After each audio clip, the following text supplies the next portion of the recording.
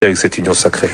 Lorsque je me suis entretenu avec le président Tshisekedi, j'avais émis 3 souhaits que vous pouvez considérer comme des conditions qui ont abouti à ce que cette décision soit prise. Premièrement, relativement à la nature même de son initiative. Est-ce que c'était un parti politique? Auquel cas, nous aurions été dans cette posture d'un parti qui va adhérer à un autre parti, ou d'un regroupement qui va adhérer à un autre regroupement. En réalité, telle n'était pas sa vision. Il m'a dit qu'il s'agissait d'une coalition gouvernementale élargie. Et là, ça m'a rassuré, puisque de coalition, nous en avons fait depuis l'aube des temps. J'étais dans une coalition avec le docteur Tshisekedi, son père. J'étais dans une autre coalition avec le premier ministre Kengo Adondo. Et puis, je suis toujours dans une coalition avec lui maintenant, à travers mon ministre des Droits Humains, M. Litté. Donc une coalition, ce n'est pas FCC Cash. Donc ce n'est pas la première fois. Deuxième condition que nous avons donnée, c'est qu'il puisse peser de tout son poids, qui est important, qu'il puisse s'impliquer comme président de la République et responsable d'un parti important dans le sérail politique congolais qui s'appelle l'UDPS, où nous constatons des attitudes de chasse aux sorcières contre le FCC. Donc vous voyez que je n'ai pas quitté le FCC, parce que je revendique cette nécessité de maintenir une passerelle avec le FCC, parce que le FCC, ce ne sont pas des diables, ce sont des Congolais. Et si on veut faire l'union de tous les Congolais, eh bien il faut tenir compte aussi du FCC. En troisième lieu, j'ai demandé que l'on puisse prendre en compte la dignité, l'honneur de une personne physique qui s'appelle Joseph Kabila Kabange, qui est l'autorité morale du FCC, compte tenu de ce qu'il a fait pour stabiliser, normaliser ce pays et rendre possible cette alternance dont nous sommes fiers depuis la fin de l'année 2018. Y avait-il des risques pour le président honoraire? Non, ce sont les conditions que j'ai données, parce que dans les discours qu'on entend ici et là, c'est comme si...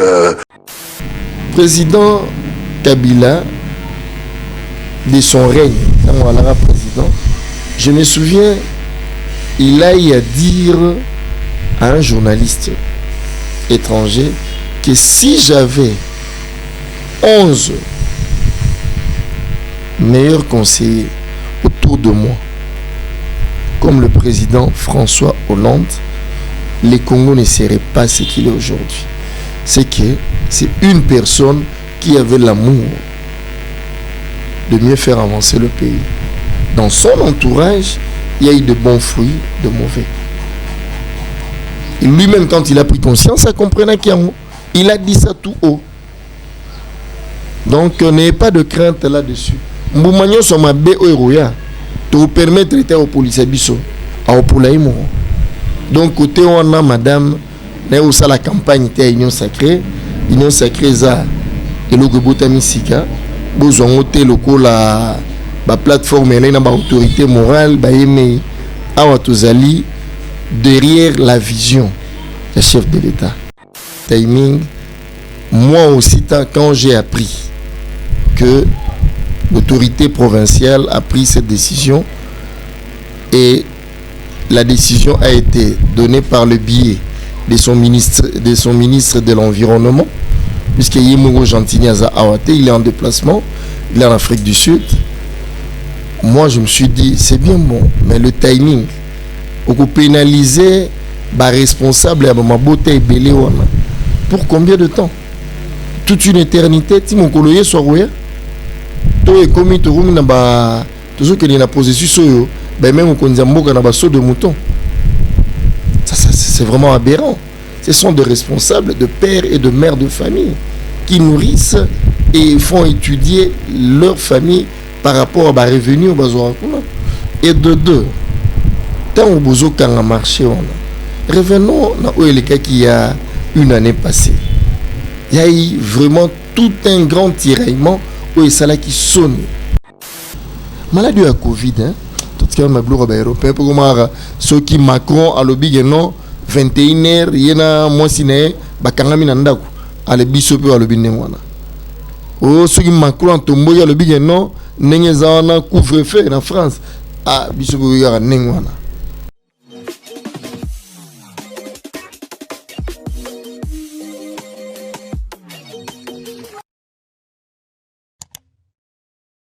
Bonjour, salut. Naïd Sounabota Nabino pour présenter ce nouveau numéro. J'espère que Koko Tabino na Kimia. Et les locaux comme Landisamina Yambi, Papa Nabiso, Monsieur Serge Bibar, Oazali, cadre. Namusala P, Azali, président, il y a parti politique ASLD. Et Naye, ko épinglé 5 sujets auto. Mais qui kozwa lelo pona ko après ça biso biano comme il y a mieux placé ayebi makamebele nde balobi un peuple ignorant c'est un peuple mouton c'est un peuple qui meurt donc to me kakoyeba oyo ezali na par rapport ba sujet na biso to kende kolobela pona fermeture ya marché central to kende kolobela deuxième sujet ezali pona adhésion ya ba président ba parti politique na union sacrée to kende kolobela pona pétition, il y a FCC, na bureau d'âge, il y a aussi l'Assemblée nationale. Peut-être que kolobela na dossier à Covid et na soukanango, to que kolobela dossier à Est, voilà. Donc nous répondons à des choses de konabiso à Est, au toza quoi apprendre, ba nouvelle, ba tuerie à tout moment. Yango sans plus tarder comme toza na temps mukuse na ke kopé ça papa nabiso, cadre nabiso, président de la parti papa Serge Bibar. Bonsoir. Bonsoir Madame Chouchou, merci Lissous aujourd'hui. Nous avons eu l'opportunité de passer Lissous une émission pour tout éclaircir Bandeko par rapport à sujet au Bengelinga. Mon nom c'est Serge Bibar et non Bibar, Ningolobaki. Oui. Je me présente parce que l'autre fois je ne m'étais pas présenté. Je suis cadre à l'ONAPAC. Qui dit ONAPAC, c'est Office national de produits agricoles du Congo, au sein du ministère de l'Agriculture. Nous avons président, il y a parti A et C, D. Et ça là, regroupement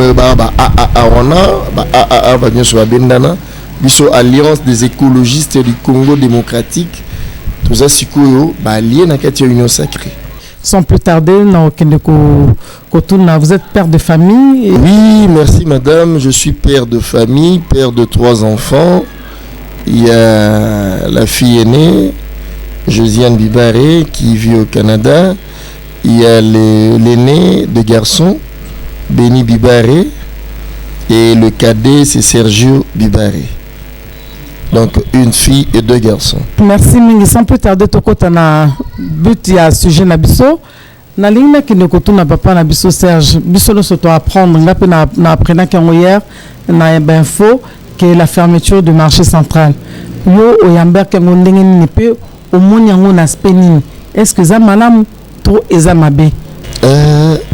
Madame ligambo kanga marché central d'abord faut goyeba marché on a ezalara na ressort nini l'autorité nango eza nani bien sûr que ezalara na ba autorité à marché azali bato ba quittance bali mais bato wana nyonso ba dépendant na hôtel de ville. Donc quand le gouverneur prend une décision concernant une entité dans la ressort nae, il faudrait pas vous étonner, mais plutôt il faut se demander la raison où est poussé à Kanga. C'est comme quand le ministre de l'enseignement supérieur a lobby qui a eu une décision à Kangi et ressort Mongo, disons entité ou bien une université, ils ont un ressort naé plutôt. Donc il y a eu de bévues, il y a eu de problèmes. Ce n'est pas d'emblée un matin, il peut se réveiller à lobby non, na Kangi université ou bien pour le cas d'espèce, na Kangi marché central. Donc il y a tout un canevas, toute une panoplie de raisons où elles en ont, j'espère bien. Dans le malamu où est poussé à quoi la décision. Kokanga marché eza pona nini et puis ce qui ba kangi yango et qu'on attend combien pona ba ebela mabota oyo baza ko survivre par rapport à ba activité na bango basalaka commercial au sein du marché central. Chouchou Motuno Tuneza vraiment très très capital et vraiment une question pertinente. Tant au tuning question timing, moi aussi quand j'ai appris que l'autorité provinciale a pris cette décision et la décision a été donnée par le biais de son ministre de l'Environnement, puisque Yemoro Gentiniaza Awate, il est en déplacement, il est en Afrique du Sud. Moi, je me suis dit, c'est bien bon, mais le timing, on peut pénaliser les responsables à ma beauté belé. Pour combien de temps? Toute une éternité, si mon collègue soit oué, tout est commis, tout le monde a toujours qu'il y a une position, même on connaît un saut de mouton. C'est vraiment aberrant. Ce sont des responsables de pères et de mères de famille qui nourrissent et font étudier leur famille par rapport à leurs revenus. Et de deux, tant que vous avez marché, revenons au cas qui y a une année passée. Il y a eu vraiment tout un grand tiraillement où il y a qui sonne. J'espère que Bongo, ça ne se fait qu'avaler la RDC. Vous voyez une autorité de tutelle qui est le ministre de l'Intérieur en train de se tirailler avec le gouverneur. Alors que le ministre de l'Intérieur n'est pas patron, il y a un gouverneur, il y a un gouvernement ni un soin. Parce qu'il y a un ressort au ministère intérieur. Le gouverneur prend une décision qui n'a pas plu à son hiérarchie. L'hiérarchie contredit cette décision pour dire que non, le marché ne sera pas fermé à lancer réouverture et à l'activité. Il y a eu de marches, Salamaki. Il y a eu de morts, Balaki Sara.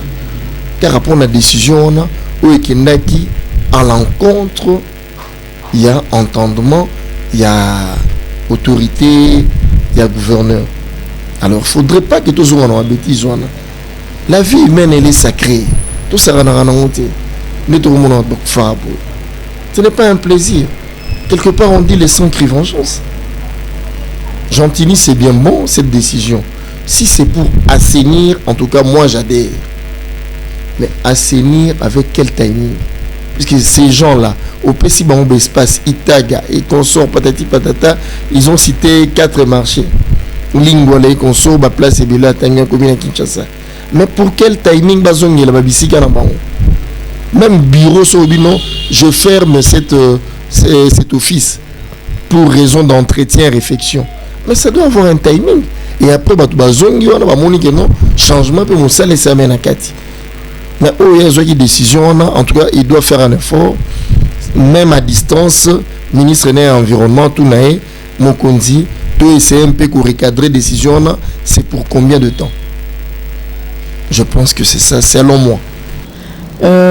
Sous question, ils allaient bêler dans le marché, mais je pense que on y reviendra peut-être à la prochaine occasion sur une Zambalingi, mais tout qu'on évoluer pour tous les amis, tout le monde y a retourné. Bon, nous par rapport il y a adhésion, il y a président ou il y a parti politique au sein de l'Union sacrée. Et toi na mingi toujours la bisona yo to ebi que mingi ba travailler qui na autorité morale oyo de l'eau batune soit comme quoi indexé. Mais kaka bato na pelisu ba yé lisusu pas mokonzi ba yé ba kota l'Union sacrée. Bon, c'est comment pour na yo eza démarche malamu to ezali il faut président ameka ko changer bato mususu babi on ne change pas l'équipe qui gagne. Est-ce que a changé l'équipe wana parce que ba gagner qui ou bien a continuer na bato wana peut-être dans nouveau capitaine ba au marché malamu. Merci madame. Question non est vraiment très pertinente. Ça demande vraiment une grande réflexion là-dessus. Sinon te motoro beta mabaku alobi pe likambo eza na nzela pe longobani na vision partenaire.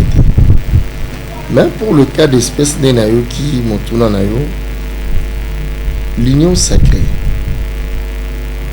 oyo mokonzi ya mboka Félix Tshisekedi Tshilombo a créé qui, je pense que à l'issue à Congrès au public, il a fait allusion à ça. Il a parlé entre les deux chambres.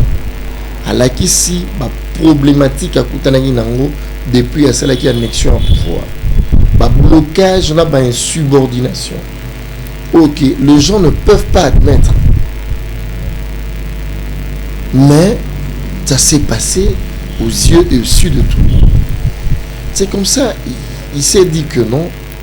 Lui, son mandat comme il a un bilan à présenter. Dans 5 ans, il aimerait que son bilan soit positif. Même si ça ne sera pas positif à 100%, mais que ces mandats-là soient positifs. Les jours passent, les gens semblent ne pas comptabiliser. Les temps ont aussi te consoler. Bientôt, là, il va nous rester, si je ne m'abuse pas, 1082 jours. Pour qu'il y ait une élection. Élection, là, il y a bâtonnier. Et lui, il a un bilan qu'il doit présenter. Alors, il a vu que ce mariage-là ne l'a mené à rien. Il y a moi, Benyaï Bandeko, tout Vanda, tout Sanissa. Ce qui est réellement, tout ça, bolingo. Il y a Mboka Olo. Tout le monde, Congo, ceux qui n'ont pas de Nandenge vision ezalaka na ba ayo na biso.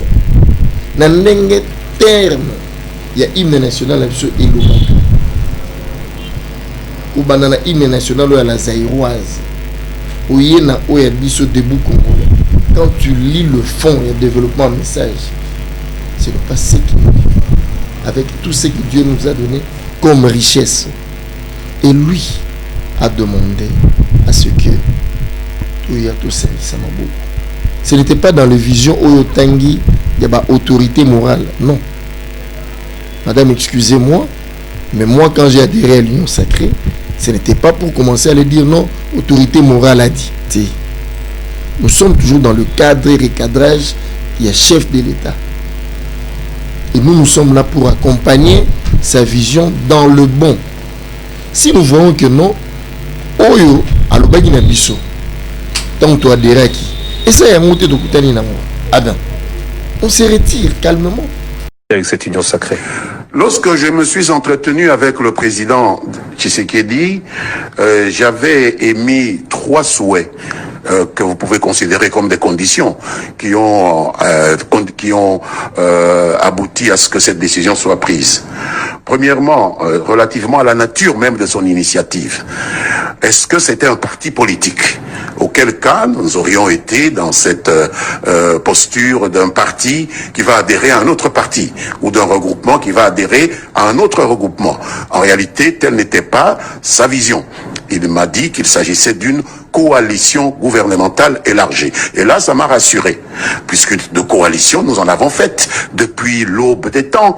J'étais dans une coalition avec le docteur Tshisekedi, son père. J'étais dans une autre coalition avec le premier ministre Kengo Adondo. Et puis, je suis toujours dans une coalition avec lui maintenant, à travers mon ministre des Droits Humains, M. Litté. Donc une coalition, ce n'est pas FCC Cash. Donc ce n'est pas la première fois.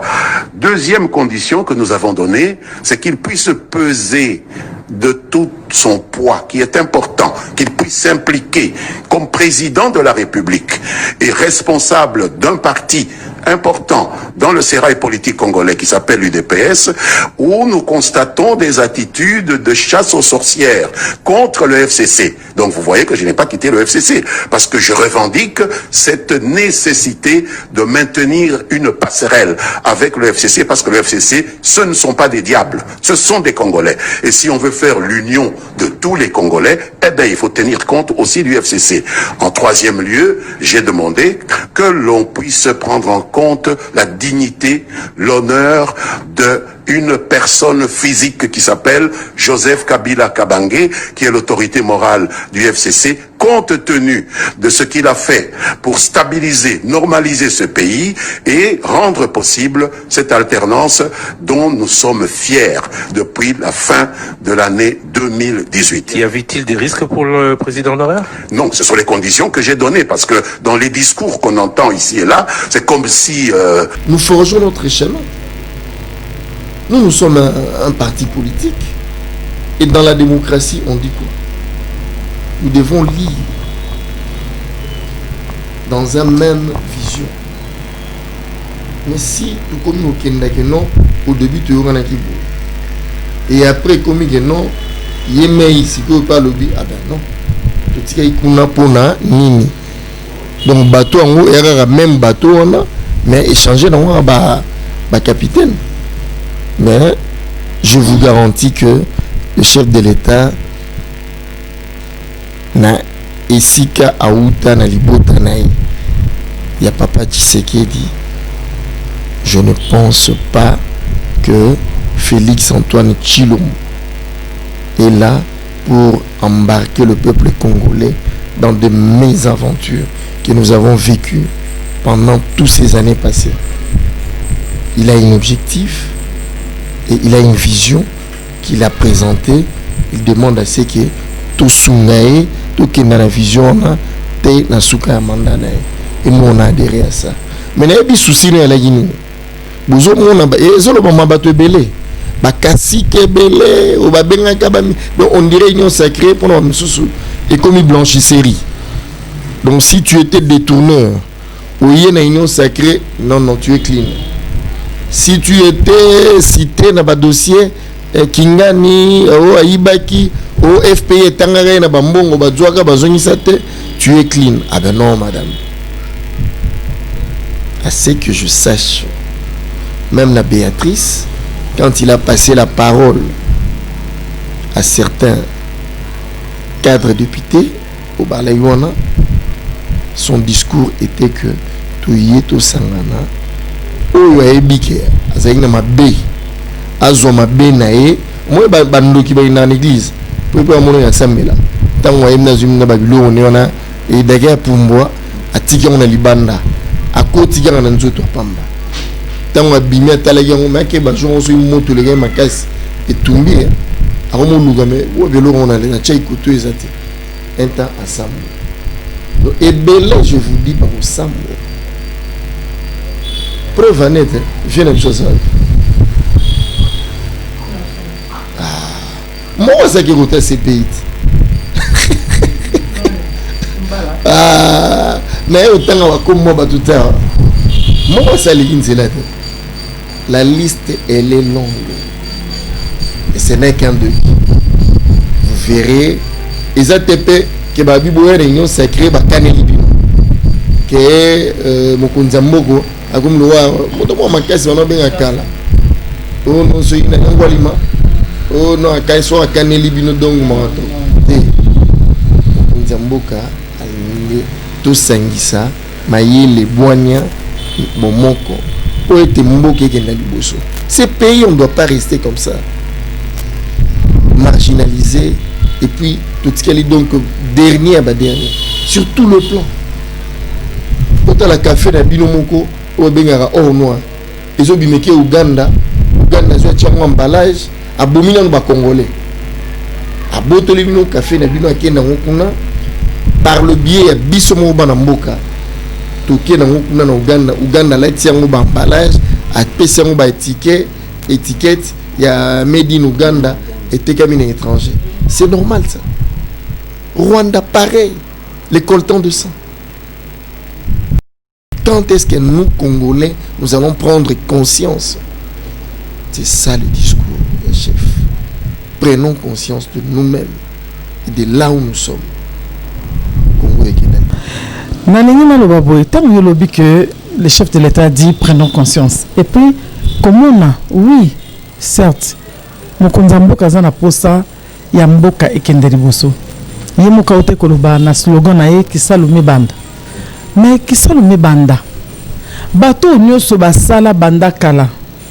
Oyebi ezana histoire moko na Bible, le vieux prophète na le jeune prophète. Le vieux prophète a échoué qui na mission na ye.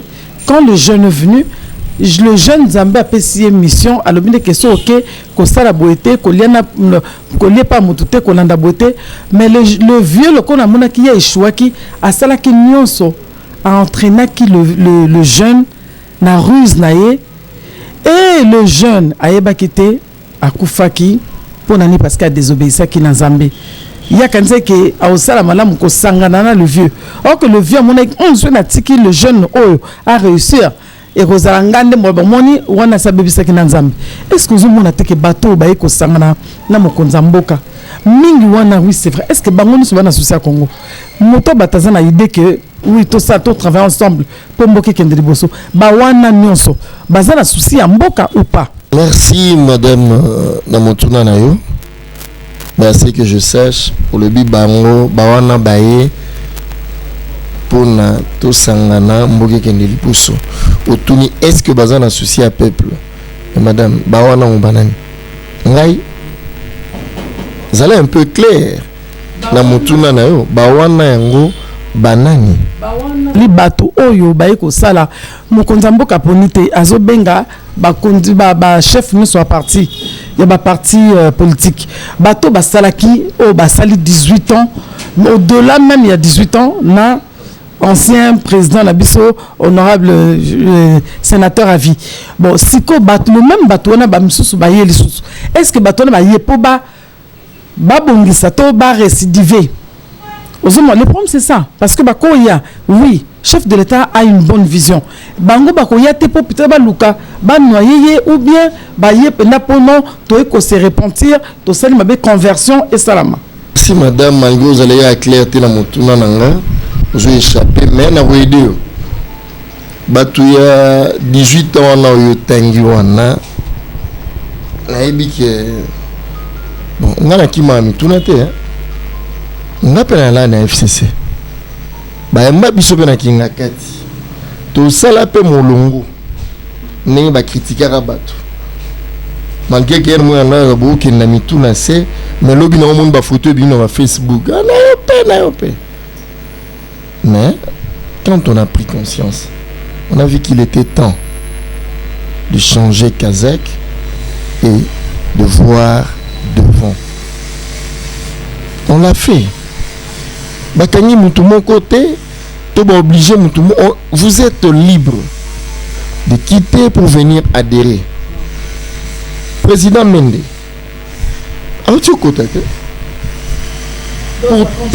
pour ton information, le vieux Nanazala on a raté un regroupement en élection.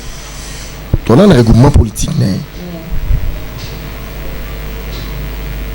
Et on a vu que quand ça n'a pas coulé, on s'est retiré d'un regroupement. On s'est le regroupement. Le président Jean Collin, il y avait encore d'autres. On était au nombre de 14 partis politiques. Et notre président, il y a un regroupement. Bon, je mettais de citer son nom. C'est parmi le grand conseiller ou un autre s'occuper de Mambouya. Dossier sino-congolais auprès du chef de l'État, le chef de l'État passé. Et on est passé.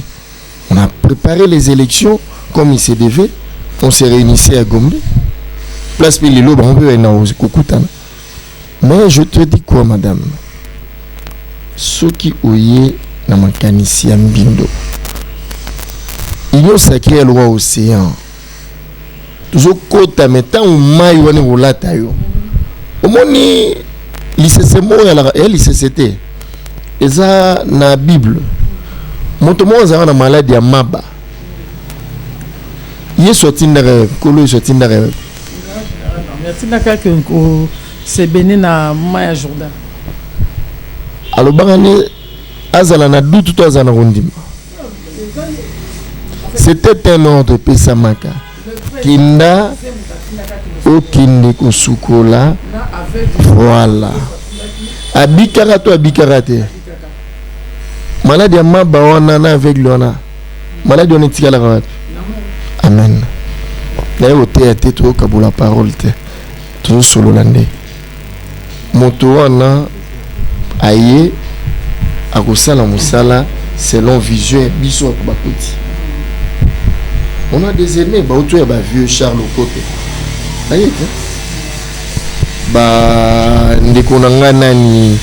Comment il s'appelle, Grand Kassai. Il était ministre du sport. Denis Kambaye. Aïe, Kimia. Et Adema. Nani, Motonabino à Poto, Alarami Yavanami à Poto. Double brassard. Comment il s'appelle encore Kulutunanga Mombele wana. Ayaki à côté malgré que mon alaki moi ba jeune ya PPRD c'est ba mekaru tungisem et les kana kimia il se balade calmement. Maman ce que Monique oui nisika ba bengi que non boya tolia menu ezawana opuna eloko esepelisi no kolia somo biloko wanso batie esepelisi to olia na sono ke bawo mama kwanza pamba Et Bélé Bazawana, ils ont compris la vision. Président Kabila, de son règne, quand on a président, je me souviens, il a eu à dire à un journaliste étranger que si j'avais 11 meilleurs conseillers autour de moi, comme le président François Hollande, les Congo ne seraient pas ce qu'il est aujourd'hui. C'est que c'est une personne qui avait l'amour de mieux faire avancer le pays. Dans son entourage, il y a eu de bons fruits, de mauvais. Et lui-même, quand il a pris conscience, ça comprenait qu'il a dit ça tout haut. Donc, n'ayez pas de crainte là-dessus. Mboumagnon soma be oya to permettre de au police biso au polaimo. Donc côté on a madame na usa la campagne de Union Sacrée za et le botami sika besoin hoté loko la ba plateforme na ba autorité morale ba yeme awa tozali derrière la vision du chef de l'État. Point barre. Motuna ngeza boto zelani na Union Sacrée. To zelani banda asalaki mbela wana toujours rabat bazo bakisama et aussi la camp musala ngo ko banda camp fruit à Union Sacrée et ko botama camp. Donc maman chouchou, c'est que moi je peux te garantir c'est et que population est que FCC et ça là itanango Union Sacrée et ce n'est pas d'un bâton magique de changer cours de vie ya Congo Mobimba. Non.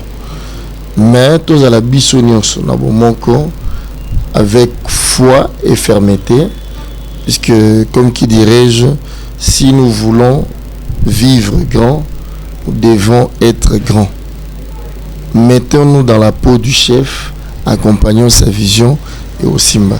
Tout le monde a crainte, yao, toi 18 ans, baé, mais moi je suis tout mis par là, n'a 18 ans. Pour n'y bazolo belaité. Parce que Moïse a déjà avant. Jean-Pierre Bemba travaille à peine à 1 plus 4. Nani alayi tête, elle est kabilate. Non. Tous ont raté au nom, au Lambert Mendae, au Nani a été. Total andesiko, toujours kende wapi. Tu es baissé à tout outil. Mais tout le monde a ce qu'on déplace tout kende. Au cours yanzela, c'est tout le monde qui Papa Tshisekedi Sphinx. D'heureuse mémoire, paix à son âme. Alors, Barani, nous allons tous embarquer dans ces trains. Mais beaucoup descendront avant d'arriver à la gare. Donc, il y a une destination au Yébani. Mais Belé, on a Herbon Bakera, Union Sacrée à Bango. Mobutu Bakera, front, alors on a front Morobo. Et là, FCC. Alors, bâton sur le monde en Zoya. Train Zokende. Mais, et belé beaucoup à destination te. Mingi ba okitana nzela. Nengi mongona oyo. Bazo benga o masu anoete. Mais na masu anoe so yo sambela. Au talibien banyame belé bibole belé bakota répéter. Organisa ma pesera mitime ke kotisa banyama nyonso mi balé. Donc de ce côté-là en tout cas, moi étant qu'acteur politique et puis étant que quelqu'un qui craint Dieu, nazana obangate. Pandeko mitune zaki yanga biano ya papa na biso Serge Boyoki Ninga Zoloba. Tout ça la confiance dans mokonza mboka total ndenge bazoki na biso. Bon, naninga kina loba na likambo ya FCC. Selon la pétition, il y a FCC au sein du bureau d'âge de l'Assemblée nationale. Au monde du Cameroun. Le Congo avec notre camarade, ex-camarade, maman Kala, tu sais, madame, il est permis à tout le monde de rêver. Si tu ne veux pas vivre le concret ainsi que la réalité, tu veux continuer dans le rêve. Tu es libre. Nous sommes en train de faire ce qui est pragmatique. Et ce qui est viable, qui vivra, verra. Bon, on va cotiser pétition. De deux, j'aimerais faire voir aux gens que le bureau d'âge, il ne veut pas dire que ce bureau d'âge-là, c'est un bureau in extenso qu'on ne peut pas toucher. Non. Ils ont des prérogatives et de missions auxquelles on les a assignés. Et ils ont des limites. Au-delà. Et c'est ce qu'ils font. Ils doivent accompagner le Parlement. Si ça l'élection, va convoquer une assemblée élective, un bureau définitif. D'ailleurs, moi je regrette parce que ça, ils ont tiré un peu en longueur, les Camerounais. Même si on a 12 millions, mais c'est que moi je dirais, le bureau d'âge n'est pas dit que Bazaba est intouchable. Ben non. Ils ont de prérogatives et une mission qu'on leur a assignée par rapport au règlement d'ordre intérieur, il y a Parlement. Il y a moins de là-bas. Mais FCC, bon, allez-y comprendre. Hein. Moi je dirais, Zaloua Moussambali Bakabouani. Tant on est salade. Ou qui est salade. D'ailleurs, quand tu peux s'attiquer à Konyo Kwama, beaucoup mona, buena. Ou peut s'y accueillir à Kimia, ou bagayenda la ami, n'est belé. Ou mon affinité raté, à l'obarate, à ton raté en air. Mais ou à Kindarazo, le balo, balikabou, à monibatu, li solo. Ou à Kebo, li solo, soukoné la rabe. Donc, tout est emmené les Okenda. Élection, je pense, Levier a reconvoqué Assemblée élective. Il a demandé le moyen. Si les 12 millions là, c'est beaucoup. D'après les analyses qui ont été faites, en tout cas, tous on a un peu battu. Ils acquittent 3 millions. Ils ont 3 millions et 12 millions. Non, madame. Là, on parle, il y a convocation, il y a session extraordinaire. Donc c'est pour un mois. Dans le cas de la session, on a un prérogatif pour Bako Matina Rochité Bacha bureau définitif. Yango, selon le président du bureau d'âge, le bilan, il n'est pas se référé à Kikaka. Na ba session antérieure au Bakonvokaka. Il n'a pas créé à Salaki Ote, ba machination, à le biais Zukara Oyu et à la cas, il est peu en moyen. Ben, reste à savoir, à la paix tout. Mais comme on voit plusieurs problèmes, on est devant plusieurs problématiques. Les millions là peuvent aider les enseignants au gratuité enseignement. Et pas les un problème, les lots, je te dis, enseignement comme bâclé. Dernièrement, dans le collège, Bobo, ce n'est qu'une parenthèse que j'ouvre dans le Kangapoto sur Amboanate. Mais dans le binayo, moniteur à Beninga, le binangaï, chers parents, savez-vous que dans les années antérieures, Boboto, bonheur à Boboto, où est bimi ça, crème, cerveau bleu solo. Et ça la raison aux autres qui ont venu en injustice. Tout ce qu'on côté en enceinte. Ils allaient dans un stade de football en néné et on a commencé au stade d'Albert. Oko barama classe oko kata bruité à part bandeke. Mais j'étais étonné d'y aller, d'entendre le bruit dans la salle de classe.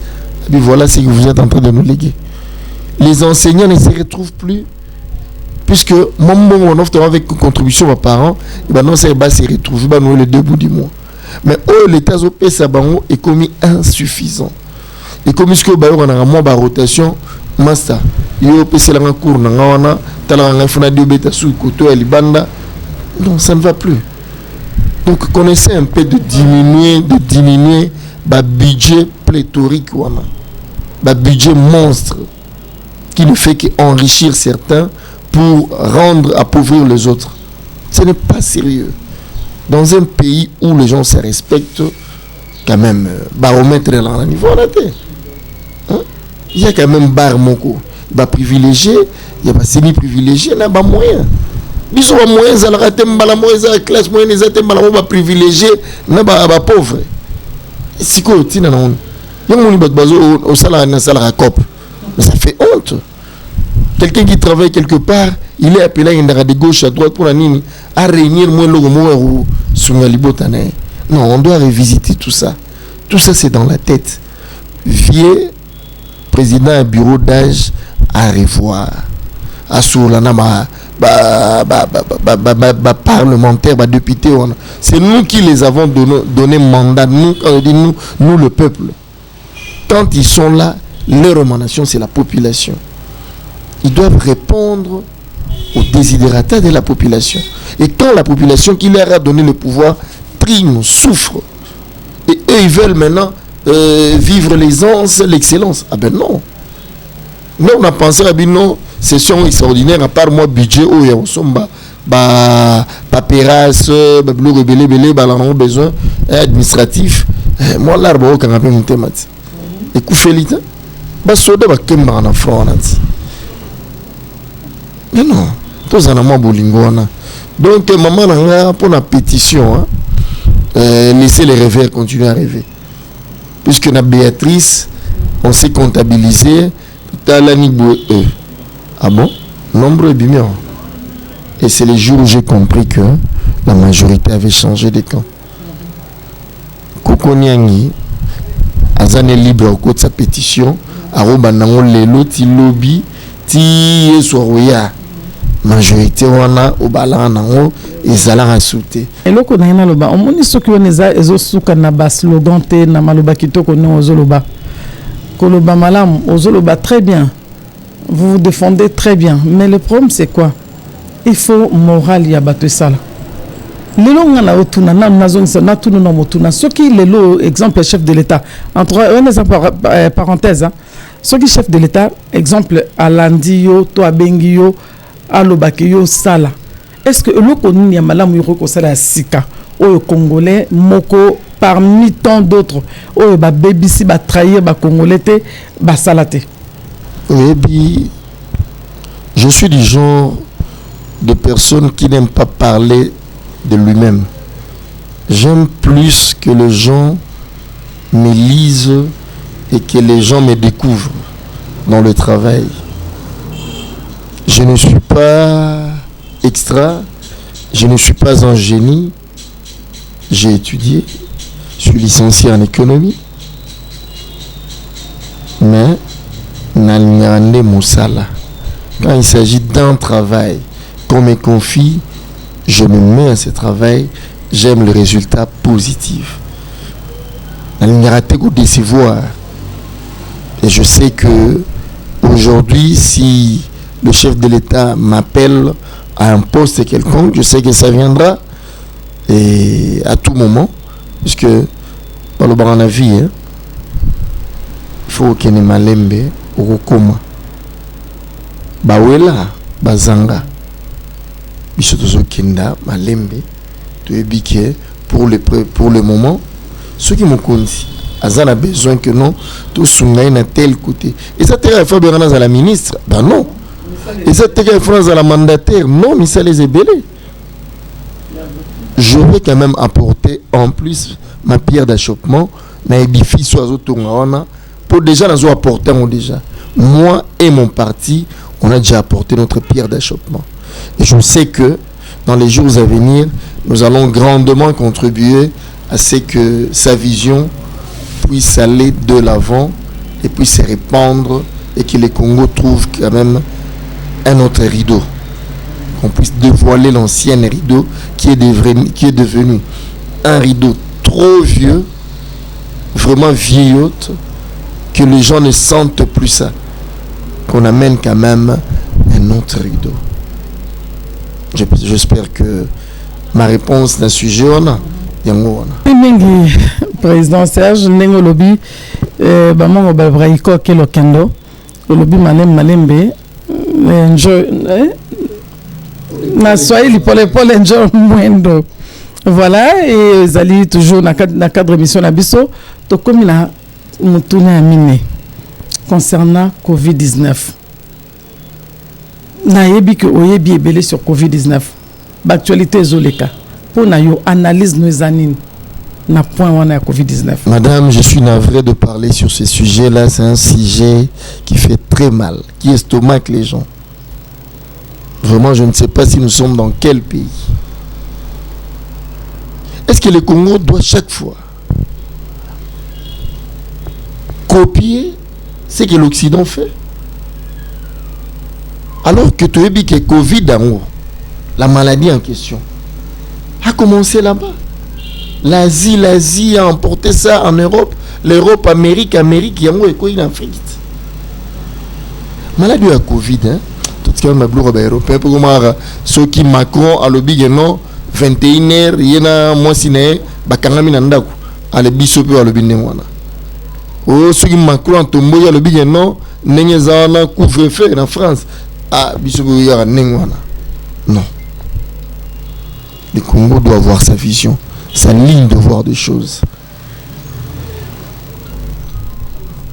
De deux, et l'on a le baya passi. Namamba Covid, vous savez, quand je dis ça est cœur, ça est stomac, ça fait très mal. Dernièrement, j'étais à l'aéroport, ça m'a fait rire. Hein. J'ai un beau-frère qui vient de venir à Oti Kampala. Il me dit en venant, vous avez bien. À Yéna, on a Kisangani, puisqu'il travaille à Kisangani. Comme il a Kisangani, lui a service. Ok. Comme il fallait rendre visite familiale, il paye son billet à sa test à Covid. Na Kisangani.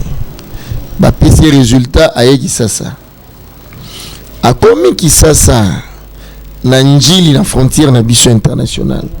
Bah, Sengia, ça sous test à Covid, moussous. Abisi bon, oh non, tout ça là, bah, résultat, il y a RDC. Abi non, non, bah, norme sanitaire et sengi bon. Azui, Asali, bah, au salana.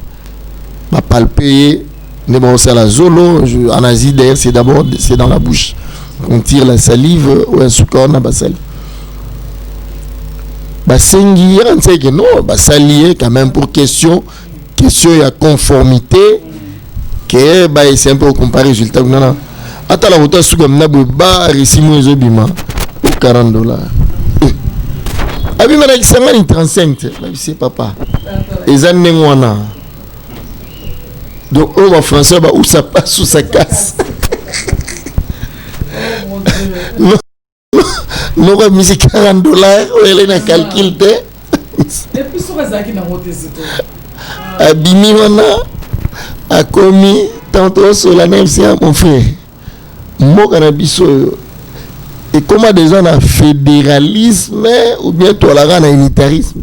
Oh, ça c'est quelle question ça? Non, peut-être au nom de notre zone unitarisme ou bien unitarisme fortement décentralisé. Non. Nous étiquetons là, na outi qui sangani, na sali test à Covid. Na comment na qui ça? Bon sali singa ngome moyena ko futa na qui sangani na sa futa mais ah sous futa. Surtout on a kende. Ah, on a refuta. Oui, il faut fouta. Et alors, il faut ça tester 48 heures avant. Pour le résultat, la fiable.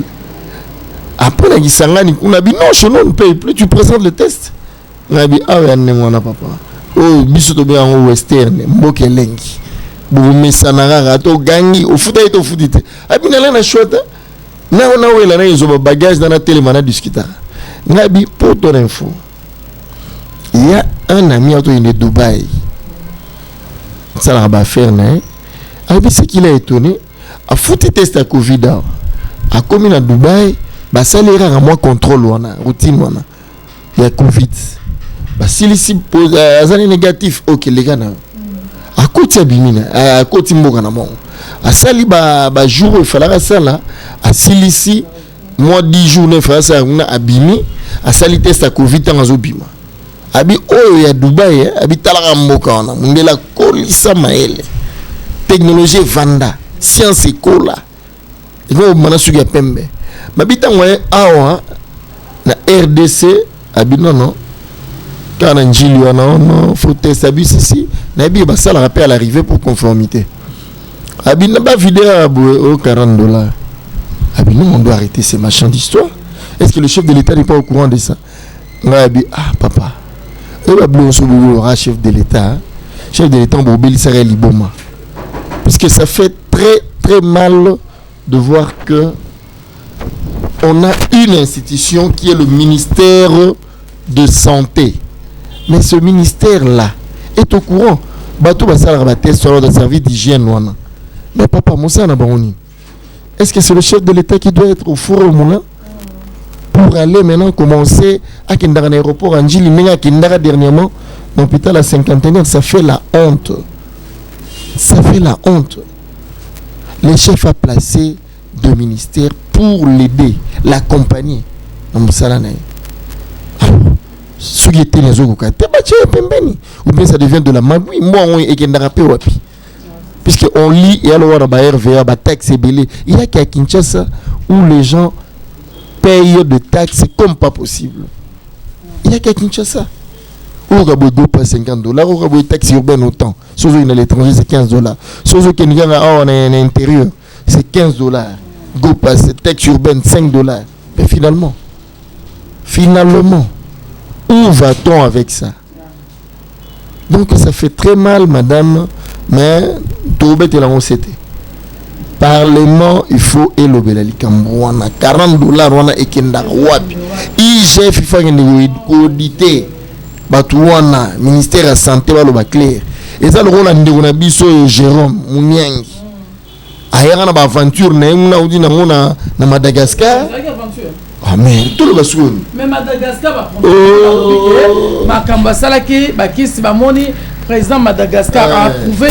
Mais comment en Watisiko, Natuna, Jérôme Massala. Il y a mon pandissan. Mais quand tu as Google, tu as Covid dans Madagascar. Mais lorsque qui sont mon nyanga qui n'a salam ni que ma mère t'as la mon peuple a des connaissances. Ou le bien mon et celle n'a paiement. Rabi un citoyen congolais. Les chefs de l'État a tiré avion mon à disposition. Doit nous avion ba fretter à disposition. Ailleurs ba PC limousine. Kuna na rotambola so ina wewa awa mbala mo limousine ba PC villa mbala mo vanda na ba garde na tongo no la mo na ba à l'ordre ne ba PC ba honneur no ga épée. Merci, plus rien à vos ordres, repos. Merci, excellence. Bon bien excellent le docteur. Merci, excellence. Bonne journée, nous n'avons plus rien à vous dire. Restez bien, gardez bien la maison. Bonne journée à vous aussi. À côté limousine. Hermo baba mo bossa na de. Aro da porter le bouzo c'était aussi. Mais toti kala ko kata oh non. Ay le biso ba Artemis na biso ya la gawa oh bueno. Ah lobi na otoka mundu manzo bisanga. Amo sa ba suppositoire. Oh menga na yo ki politique a sali parti politique akini na est. Babi. Yo babi. Où allons-nous? Babi de faire mon docteur. Oui, slogan mingolo mboke lengi. Congo. Ay, kalela eloko makasi. Mais le lobi mboke lengi. Bo misana ngova. Babi a beti ba suppositoire moi à la présidence, bah non comme ba bureaucrate, la plupart n'avaient pas non plus travaillé, la plupart c'est toi qui viennent de l'Europe. Bah là ba kalakate, tout le vérité. Bah yawa, bah jumo misala mon konzamboka a récompensé bango. Alors certains non hémorroïdes banini atale abi oh mais boro na robete na moi bleu. Quand même le molanga et moi soni côté wana. À la vie, il y a suppositoire contre hémorroïdes. Tout le monde mais qui on ah 6 000 aurait moins bien. Oh papa. Ma docteur va m'attaquer qui tape balit. Bon maman on peut quoi. Na mona na ba chaîne na ba télévision belé na ba YouTube wa. Oh ba kumukanga sila ba mola ba sila. Mais ba o sika ba bimé belé. Ba o soki nini o allongement oh non accourtement oh tuer papa tuer maman. Mais non, où va-t-on avec tout ça? Ça fait rire, mais quelque part, ça fait très mal. Parce que non. Un pays si grand comme le Congo. Donc, madame Mama Covid, il y a à boire et à manger. On doit cesser cette hémorragie. Les gens en ont profité comme pas possible. Le chef de l'État doit marteler et mettre fin à cela. La IGF a audité le ministère de la Santé et tenir le vérité. Le vieux Lebi Makalme, le docteur Mouyembe, il fait la honte. Il a déjà l'âge de la retraite, il devait sortir tête haute. Mais voilà comment il est en train de scier la chaise où il est assis. Ça fait la honte. Nous avons un parlement, c'est un parlementaire que non, oh non, on a panneau publicitaire pour la Covid. Mais non, c'est quoi ça? C'est quoi ça? On t'a invité pour expliquer aux députés Covid, les danger, comment se protéger, mesures barrières. Ah non, madame.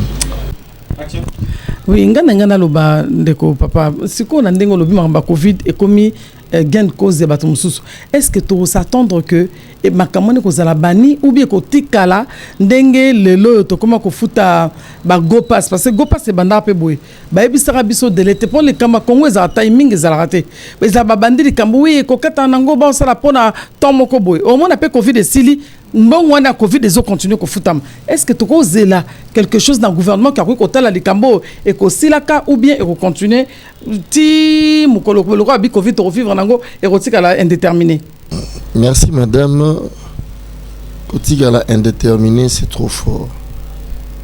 Surtout l'année mingi, la mesure au gouvernement concernant maladie fléau et Covid, et vous allez plus ceux qui n'ont niveau à Occident, bandiko s'accentuer. Et à l'Occident, ça s'accentue quand? C'est juste temps où Mali est à Makassi. Pareil virus soit à Vivaraming, à se répandre dans Mali. Mais quand il fait chaud, il n'a pas quand même une longue viabilité. Biso en Afrique, nous avons un climat nous avons notre climat, moi et la Ramakasi. Nous avons une saison de pluie, la saison sèche.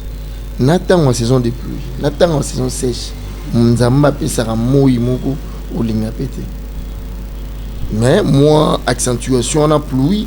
Et ça la renata on voulait nous qui sèche saison sèche moi mali liona et à la rana on peut. Mais virus wana a pu se répandre de la même manière que azo se répandre en Asie, en Europe, dans mon RDC. Non, on doit faire nuance. Ce sera plutôt à mesure wana puisque nous n'avons pas développé moyen au yaku ça la barrière na virus. On n'a pas de grand laboratoire où les grands chercheurs ont créé des moyens pour éradiquer, pour essayer un peu de ralentir la propagation de cette maladie. Il y a un moment que les gouvernants ils se fient, ils se plient dans la décision et à l'Occident. Mais concernant Mambuya Mbongo, nous avons une maladie, surtout nous le Congo. Taxe wana ezana montant moko boye et permettra pour nous sommes réactifs. Ba réactif on ne permettra tant bon ça la test. Ba salio test à partir il y a prélèvement, il y a de réactifs au sala batala osa positif, tosa négatif. Mais maman, réactif on peut là combien? Ngana yo connaît pas. Sikoyo ce basa la budget ya bateau yo ba yaka ba matarapepo na bazo utana intérieur na bazo utana international na o bazo bima ben non ya mbongo belé et puis ça se paye en monnaie étrangère maman hein? Imagine-toi quand quelqu'un doit donner $35, admettons $40 pour sortir du pays et au retour il doit encore payer $40 au pays à l'intérieur ici, donc la personne doit payer $80. Il y a combien de gens qui font ces navettes là?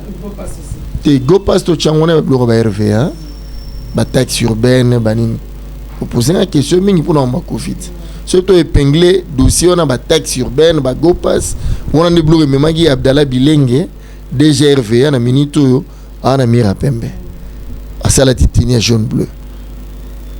Donc lui aussi IGF les gars yona et là il ba bévu à sali ou régieux au côté sa mongo na niveau ya RVA peut pas avoir des arriérés quand même. RVA au côté sa mongo dans chaque province sans compter le taxi que les avions font ici. Mais non, Donc, concernant Covid, l'IGF à l'écart qui est dans le ministère de la Santé a trouvé que était ni aliaki yena papo yo muyembe Jérôme na betika la parenthèse pour aventure né a aussi la bisoa mais bazo misande misolo wana pour mokonzi mboka ba ndenge nini ya agencer yango na niveau ya régulateur finance. Nous avons toute une régie financière. Bambon a ceux qui zongi et qui barricadent au malam. Bon on est barol on va tâche me souter. Pour n'y aller comme sur la Congo à la COP. Et ça malam. Donc je pense que c'est un peu ça ma petite contribution là-dessus. Bande ko balandi boyoki réponse ya papa na biso mituna ba sous question ezebele mais toza faute de temps na lingina ke na dernière question na biso o etali eza vraiment question sensible likambo ya est papa likambo ya est et ceux qui nazo ba likambo ya est parce que oza originaire ya est trokolobani par là jusqu'à présent bato à est bazo le la kaka ba tuerie tout le jour makila dans l'habité et matiti na lola et gangi. Il y a que 2 jours hier dans mon incendie na Sud Kivu. Qu'en dites-vous dans tout ça? Et qui sont derrière tout ça? Et pourquoi jusqu'à quand ça va aller? Merci madame pour la question pertinente tenue concernant Est. Les dossiers de l'Est, c'est un dossier où il y a à boire et à manger. Et ne pensez pas que c'est un dossier où il y a in extenso. L'ONU a parlé de ça. D'ailleurs, chez nous, nous avions la MONUSCO qui est là. Donc, c'est l'œil et les oreilles de l'ONU ici. Mais là où ils sont implantés, à l'Est, et c'est là où ces affres-là, ces assassinats, ces atrocités, ces meurtres, ces viols se passent. Allez-y comprendre. Je dirais que concernant la tuerie wana au bozo ka mingi migolo ezara niveau ya Beni Ituri. Pour votre information, les 2 gouverneurs se trouvent ici. Na Nord Kivu, Kasivita, Azalia, Karline Zanzu. Et non, pas Karline Zanzu, ça c'est le député. Son nom c'est qui, le gouverneur là? Kasivita Soginani, j'ai oublié son nom. Il est ici. Notre vieux, Yaïtouri, Azali Pao. Je me demande, yo ba voté ki yo kuna pour kamba batwana. Pour kimi batu ya yo, pour bige liwe zona, ouye awa soi-disant, ouye au solana gouvernement meka, ouzoa ba dispositif pour na réussir un peu pour maîtriser situation kuna. C'est aberrant. La population a besoin de voir le chef des troupes devant. Il y a une morale, il y a une motivation. Que vous avez la kimia, la statini bémissaire, na kisasa, solution kouya. Mais tant que vous mourrez, c'est que ça ne va pas. Otuninga Motuna, qui sont derrière ça? Jadis dans une histoire, Laurent Désiré Kabila. Musée des sons vivants. Il avait dit quoi? Akangi Bawamba Diawamba. Akangi Nani, père son âme, le professeur Zaïdi Ngoma.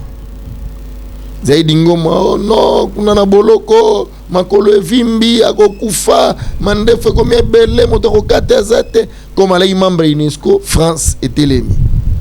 Oh non, Laurent Désiré, quand même.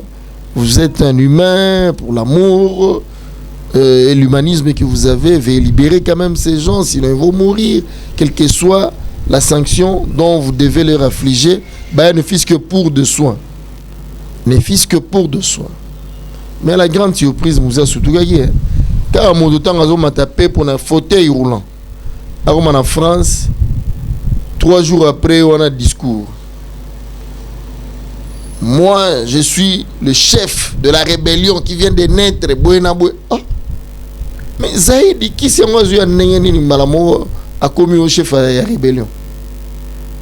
L'autre là qui n'avait même, il ne savait même pas commander 3-4 soldats. Il devient chef d'une rébellion d'une. Non. Donc, c'est pour vous dire que Ezakak a le même système. OESOP, c'est le même produit. Ils ont continué. Pour avoir le minerai, sans payer les taxes, nous devons faire quoi? Tuer les Congolais. Nous devons verser les sangs des Congolais. Pour avoir le café, l'or noir, le cacao des Congolais, nous devons verser les 5 vous devez verser les sangs. Alors à cela, nous avons ce Sengemingi qui concourt à Dieu. Dieu donne la solution. Et la solution du Congo, c'est d'abord nous-mêmes. C'est ce que Mouzé avait compris, l'a conclu en disant prenons-nous en charge. C'est ce que je dirais aux autres, surtout mes frères de l'Est. Prenons-nous en charge et ces histoires-là vont cesser. Nalingina tu na dernier mot na wezanini poto komi na suka émission na biso okoki koloba na bayimboka bazela nini na part ya nyonso to solo. On a osenga bango bayimboka ndenge olobi bayeba ete bâton magique moko te ezali poto bongo la Congo. Biso moko ba Congolais ndenge nalobai nous devons nous prendre en charge. Tous ont conscience na biso en main na avenir na biso. Le Congolais doit savoir ce qu'il veut et pour le présent et ce qu'il veut pour son avenir. Et dès qu'il comprendra cela, le quotidien sera vraiment fluide pour tout le monde. Et si je demande à tous mes frères de l'Est de rester toujours sereins, soudés et ne laissez pas la place à l'ennemi. Je sais qu'il y a eu beaucoup de bévues. Beaucoup des acteurs militaires, officiers, ce sont des Rwandais et autres. Dans le bin prendront que là où ils ont mis les pieds, ce n'est pas là où ils devaient être. Ils partiront. Et les Congo et les Congolais restera un et indivisible. Pour merci. Alors, Napé Simbote dans membre parti dans Nyonso. Activité politique Robana Makasi dans le mois de février 2000 n'a pas si vraiment Bambote Belé dans membre famille nanga vraiment n'a pas si maman chouchou ba mère veli sous na ba caméraman nayo n'a salué maman madame Flora Wasunga Bisope qui est en Occident là-bas en Hollande n'a salué pe beau-frère Nangaza Oscar na banananga Nyonso. En tout cas merci. Je suis à votre disposition à tout moment. Vous pouvez me contacter, je viendrai répondre à toutes vos questions. En tout cas, il y a Mingi Koloba, peut-être prochainement, Toko Lukasus Kobenga, Papa Nabiso, pour un numéro Oyo, et ça très très sensible. Et comme on a bandé Konabiso, Baimbo Kande Bazo Kufa, Kakaboy. Tolingi Tolobake, Tokomi vraiment na suka ya émission Oyo. Bandeko balanda kibiso soke iskato beti bino mabakuboli mbisa biso esika oyo bo sepeli nzamba pambola bino et nazana ilika ki tokokutana prochainement sur même chaîne. Ne zappez pas, abonnez-vous massivement sur Ouva le Monde TV. Nous sommes là pour vous servir et à très bientôt.